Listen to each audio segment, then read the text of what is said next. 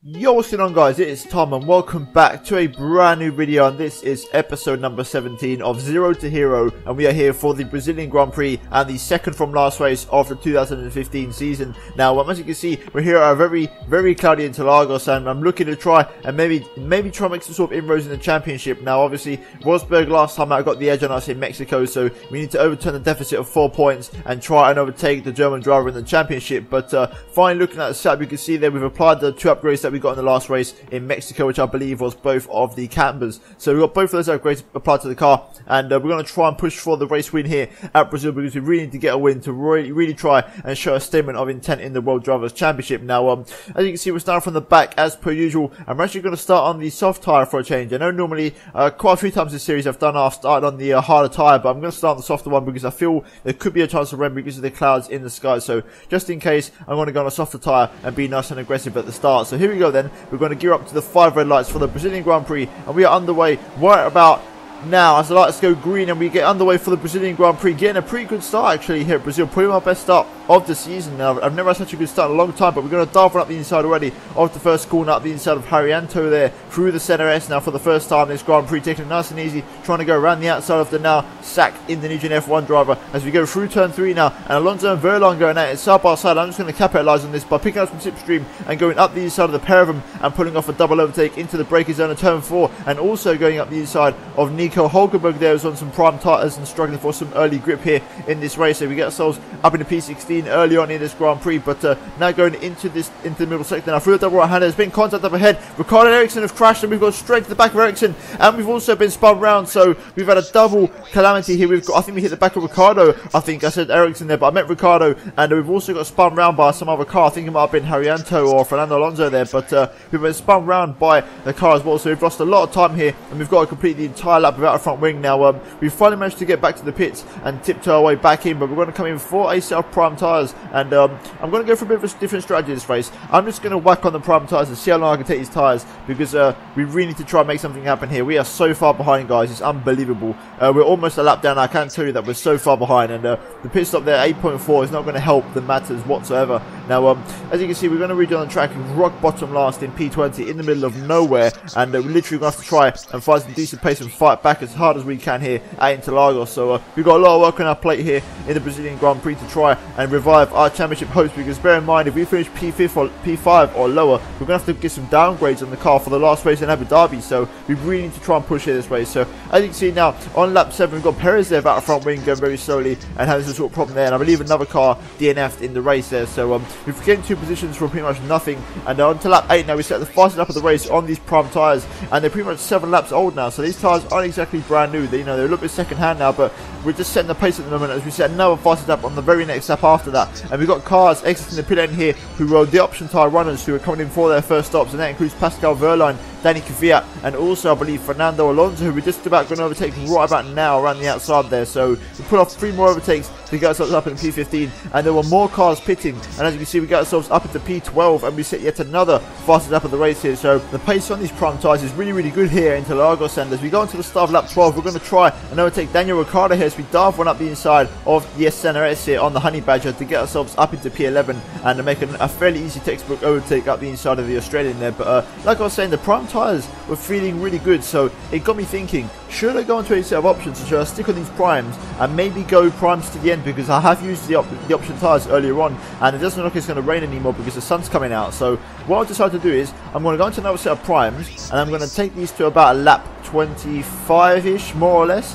and then go on to another set of primes for the final stint of the race. So that's going to be the plan of action. We're basically going to run primes to the end, because I think that could be a pretty decent strategy, and obviously like you saw before, I was setting fast laps on these old prime tyres, so that's pretty good to see, because what that means is I can maybe cut out a pit stop by not running options and still have some half decent pace. So we're going to go for it. We're going to risk it with the strategy here as we dive one up the inside of Harrianto to take P17 from him on the start of lap 14. So now we've got some clear air, we can try and push a little bit, and we gain a few more seconds on Verlaine here. As you can see, getting ourselves up in the P15 P15 now, after some people did their second stop of the race, and we're now all over the back of the young German driver here. As we exit turn 4, we get a great exit. Verline just squeezing us there onto the curb, and we have to back out of it, but going through the double apex right-hander here, we're going to go clean around the outside of Pascal on the much fresher tyres, and we make the move nice and easily around the outside of the German driver for P14 there, and we take the position from him. But as you can see, we're now up into the points, into P10, and we've got yet more cars in the pit lane promoting us up into P8, and our pace is still not too bad. I've got to say, these prime tyres are holding up quite nicely here, and as we move on to midway through lap 22, you can see we're now on the back of Julian Palmer, who we've caught up on literally raw pace here in Brazil, and he's on options, I believe, and we're all over the back of him on these prime tyres. So we're going to try and pass him now. As you see, getting a great run and great speed through the double apex right-hander. Sort of switch back underneath him a little bit and dive one up the inside of the slowest corner on the track here. Nice and easy move there to pull off the overtake for P7. And look who's ahead of us. Lewis Hamilton in 4th position is ahead of us here. And we're coming to the pit lane now at the end of lap 24. And Bottas was just behind us there. And he was one that actually pit before. So he's our target. He's basically a pit stop ahead of us. And obviously, this is our last stop of the race. Now, I can tell you, the top 6, you know, Rosberg, both Mercedes, both Ferraris, and both Williams, etc. They all have to do one more stop. I'm doing my last pit stop now, so effectively I was in P6 and I'm going to be undercutting the top 5, if that makes any sense. So I've brought myself right back into play with this strategy, because I'm going to rejoin pretty much in P10, so I'm really rejoining inside the points and inside the top 10. So the prime tyre strategy has really come off clutch here, and has really paid massive dividends here in Interlagos, and we're going to reap the benefit of that now as we go on to lap 26, all over the back of Hulkenberg here. Almost go straight into the back of him at turn 1. We've got to back out of it and brake a little bit earlier, but we switch back underneath him at turn 2, and look at the speed we've got around the outside of turn 3 here. Hulkenberg trying to hold the inside, but I'm going to get the DRS here. Hulkenberg squeezing me as much as he possibly can without putting me on the grass, and we're just going to go around the outside of Hulkenberg into turn 4 there to make the move on the German, and Hulkenberg keeping it nice and fair there, not too aggressive, just about perfect. But later on the lap we catch up to the back of Sainz, who's on very worn options, and we literally dive one up the inside of the hairpin there. A last second dive, an incredible just break, you know, how late I could brake compared to Sainz on these fresh tyres. And I'm starting to wonder, could we possibly maybe do some serious damage on these prime tyres as we overtake Felipe Massa or Daniel Ricciardo, I think, who's in the pit lane 4 there, final stop of the race. We set the fastest lap on lap 26, and then we set another one lap 27. So we're really starting to find some pace on these prime tyres here, and I might have just struck gold when it comes to the race strategy, because the very next lap I set another fastest lap here, and the pace on these prime tyres is absolutely blistering at the moment. And as we move on to lap 31 now, Verstappen and Hamilton, who are the 2 cars ahead of us, have come in for their final stops, and we're all over the back of them here. I'm all over the back of Verstappen trying to pull off an overtake, and we've got a yellow flag for some reason now, so we can't overtake just yet. So we've got to see what happens. There's a car going slowly here through the left-hander. It's Hulkenberg who's going slowly. The flag goes green, so I'm just going to go around the outside of both of them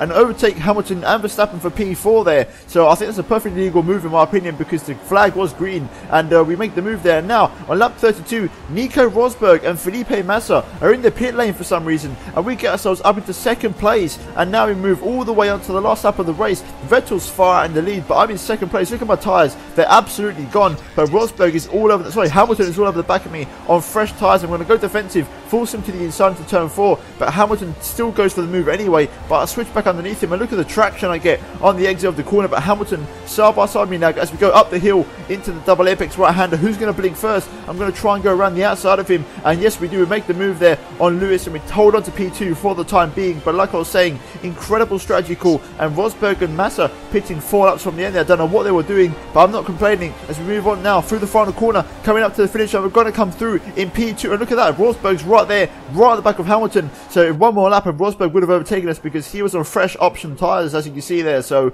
we just hold on to P2, and that is a massive result for the World Championship as we go to the last race in Abu Dhabi. Now Vettel wins the race in dominant fashion here at Sao Paulo, and we come home for 2nd place. So out of nowhere, from that horrible first lap crash, thanks to a brilliant strategy call, we managed to pull out a 1-2 for Ferrari. So, and you know, I hate to keep saying it, but yet another 2nd place for us, which seems to be where we've been destined to finish all season long, because we just can't stop getting 2nd places. But either way, I'm not complaining, because Rosberg got finished in P4, so that's going to be massive for the championship, and we're going to gain some serious points on Nico, and I think we're going to retake the lead in the championship. I'm not sure, but we might be taking the lead in the championship for the first time this season. But looking at the final race results, you can see it's a 1-2 for Ferrari and a 3-4 for Mercedes, and then Verstappen up in P5 there, and then both of the Williams in 6th and 7th place, with Daniel Ricciardo down in P8 there, and Carlos Sainz and Jolyon Palmer rounding off the point scoring positions. But crucially, a 1-2 for Ferrari really is going to solidify the position in the Constructors' table. But looking at the Drivers' Championship, we are 5 points behind Nico Rosberg as we go into the final race